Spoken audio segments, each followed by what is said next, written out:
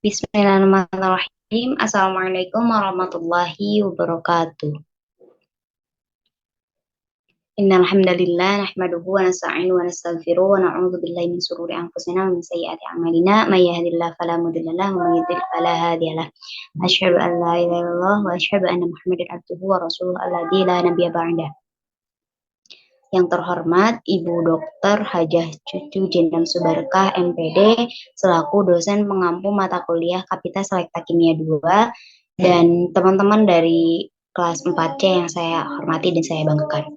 Izinkan kami dari kelompok 3C untuk membahas mengenai analisis miskonsepsi mengenai asam basa. Selanjutnya,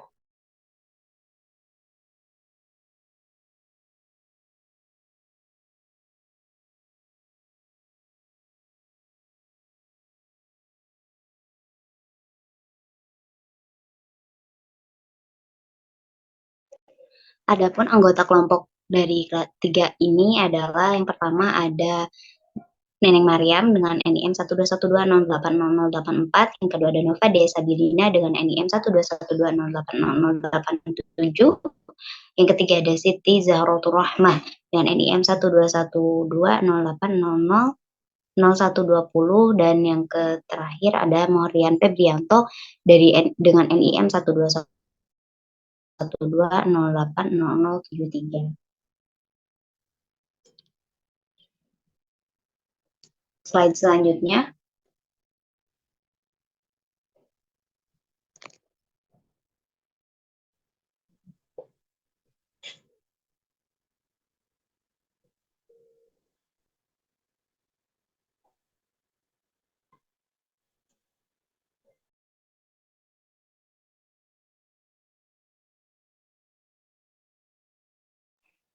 Analisis miskonsep yang pertama yaitu mengenai konsep pengertian asam basa itu sendiri, di mana para siswa menganggap bahwasanya asam adalah senyawa yang mengandung atom H dan basa adalah senyawa yang mengandung atom OH.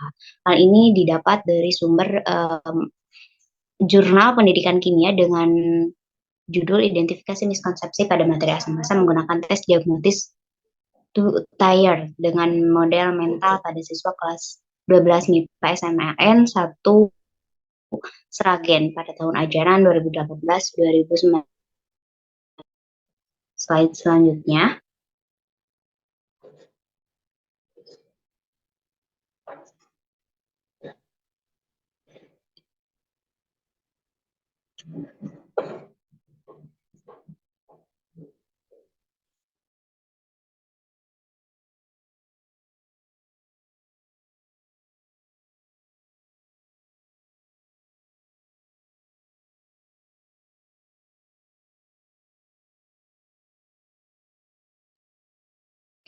Selanjutnya di konsep karakteristik larutan asam dan larutan basa, di mana siswa menganggap bahwasanya larutan asam bersifat berbahaya, sedangkan larutan basa bersifat tidak berbahaya karena asam mengandung atom H dan dapat melepaskan ion H+ yang bersifat merusak.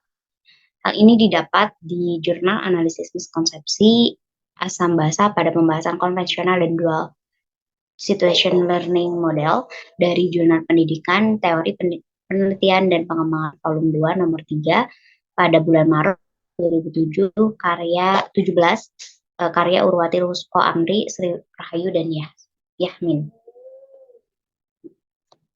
Slide selanjutnya.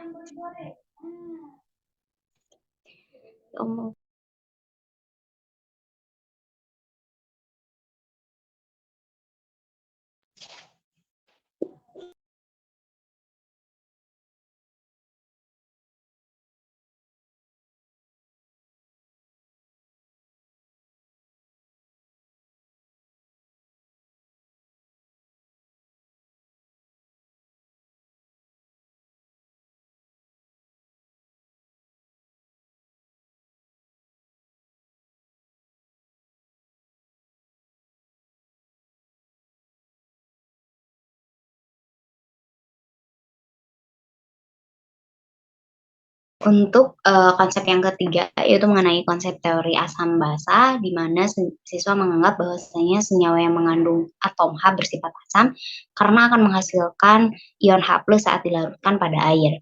Ini juga didapatkan dari jurnal yang sama, yaitu dari Jurnal Pendidikan Teori Penelitian dan Pengembangan volume 2 nomor 3 pada bulan Maret tahun 2017, yaitu karya Urwati Lutfka Amri, Sri Rahayu dan Yasmin. Slide selanjutnya.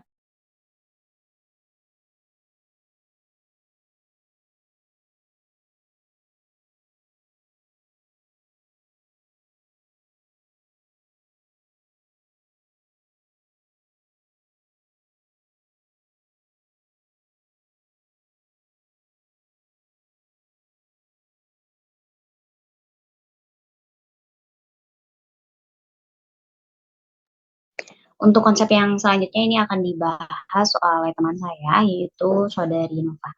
Kepadanya saya silakan. Baik, terima kasih kepada moderator yang telah mempersilahkan saya untuk memaparkan materi selanjutnya mengenai konsep kekuatan asam. Di sini terdapat miskonsepsi, yaitu semakin rendah nilai pH maka semakin asam, karena pH mempengaruhi kekuatan asam.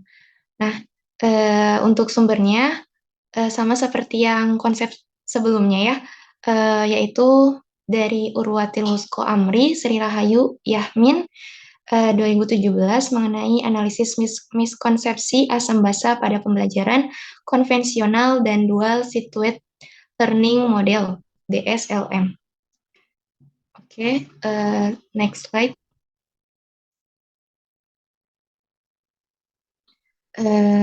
Untuk konsep selanjutnya mengenai kekuatan asam. Terdapat miskonsepsi bahwa kekuatan basa berbanding lurus dengan besarnya harga pH. Semakin besar harga pH, semakin basa larutan tersebut. Nah, ini juga dari sumber yang sama dari yang sebelumnya. Boleh next slide.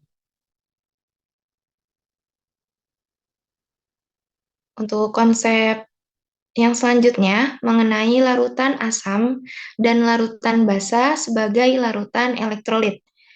Terdapat miskonsepsi bahwa basa kuat menghantarkan arus listrik karena memiliki kekuatan ikatan kovalent lebih kuat dari basa lemah.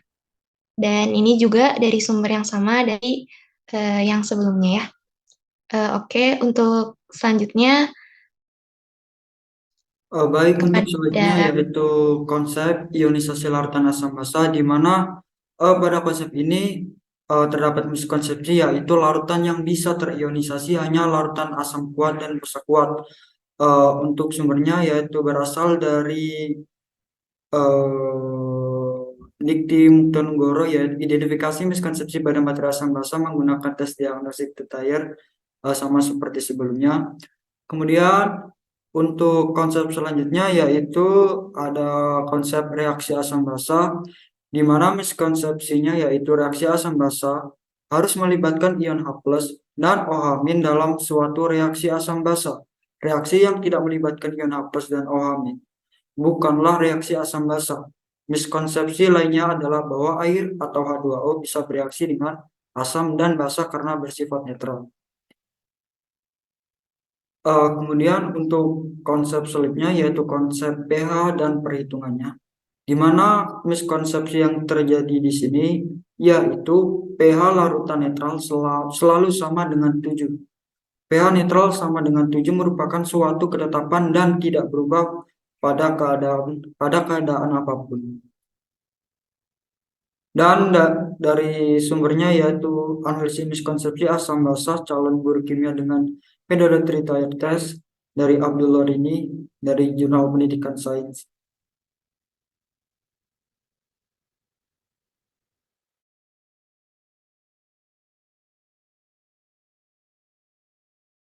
Baik, selanjutnya akan disampaikan oleh rekan saya.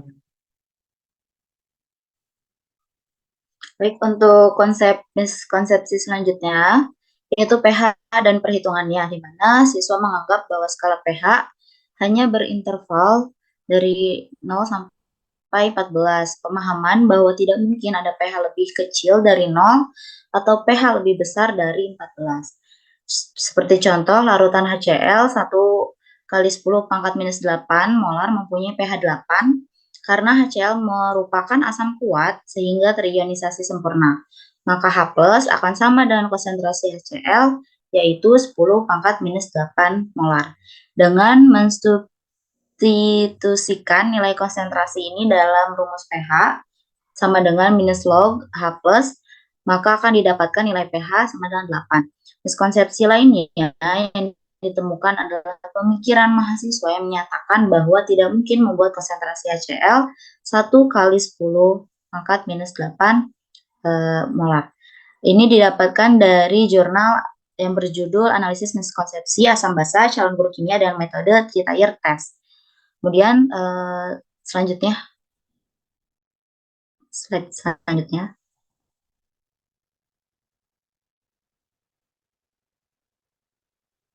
Baik, konsep selanjutnya yaitu derajat disosiasi asam basa, di mana siswa menganggap bahwa asam poliprotik terdisosiasi menghasilkan ion H+ dalam satu tahapan reaksi. Miskonsepsi lainnya adalah hanya asam kuat poliprotik yang terionisasi dalam satu tahapan reaksi, sedangkan asam lemah poliprotik tidak. Ini didapatkan dari jurnal analisis miskonsepsi asam basa calon guru kimia dengan metode Three-Tier Test dari jurnal Pendidikan Sains JPS Vol 8 nomor 1 bulan Maret 2020. Selanjutnya.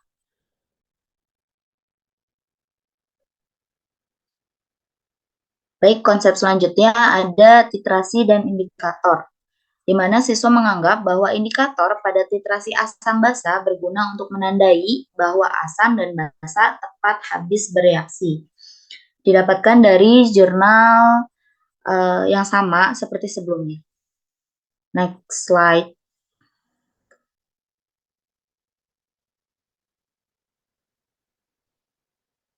Di sini ada konsep dengan judul yang sama, tapi dengan pemahaman yang beda.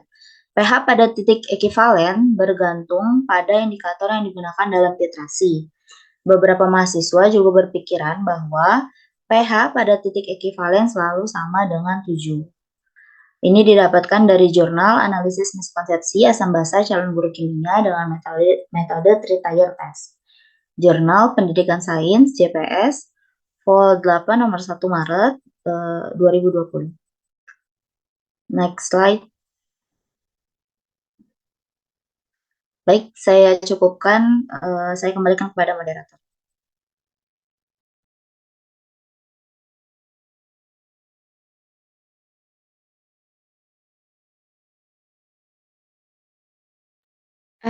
Baik, mungkin karena terkendala jaringan ya, mungkin saya tutup presentasi dari kelompok 3, cukup sekian dan terima kasih. Dan untuk pertanyaan bisa dicantumkan pada diskusi LMS ya teman-teman. Kurang lebihnya mohon maaf. Wassalamualaikum warahmatullahi wabarakatuh.